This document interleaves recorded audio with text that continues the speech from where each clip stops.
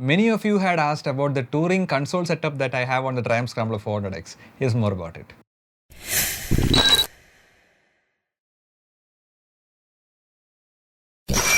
Hey everyone, welcome back to another video. So on my review video of the Vaishnu LED touring headlight, many had asked about the touring front end setup that I have on the Triumph Scrambler 400X. Thanks for your interest, and just because of it, I thought I'll make a separate video on it. Now, to give credit where it's due, this is not my original idea. I saw this initial setup on a YouTube channel called Chennai Vlogger, and he had a similar setup on his Scrambler 400X. So I thought I'll try it out and check it out how it fares in the real world scenario, and trust me, it works well. It's fairly simple. First, I got the windshield and the bracket installed from Triumph itself. Now, when I gave an order and got it installed, I just installed the bracket and took the windshield with me and came back home. I gave that windshield to a nearby sticker shop and got a smoke black sticker on the windshield so that it will give a nice black tinted look. That cost me around 300 rupees, and the windshield and the bracket will cost you around 2500 rupees. Next, I got the GPS mount of Royal Enfield Interceptor 650 from a company called Bison. You'll get it in Amazon. It is around 1500 rupees. It is a direct fit to the headlight screw of the Scrambler 400X, and additionally you can give one more screw to mount it on the windshield bracket for additional stability. Next, I got the waterproof phone mount from Bobo, which I have installed it on the GPS mount. Now, the beauty of the whole setup is that the GPS device or the phones, whatever you are using to access the maps, sits right below your line of sight so that it'll give a easy access to the maps. This makes viewing the maps much easier than installing it anywhere else on the bike. In situations like when you wear touring helmets, which has a thick hard outer shell, and when the visibility is less, it is very difficult to tilt your head down always just to take a glance at the maps. It sits just below the line of sight, so while keeping your head straight,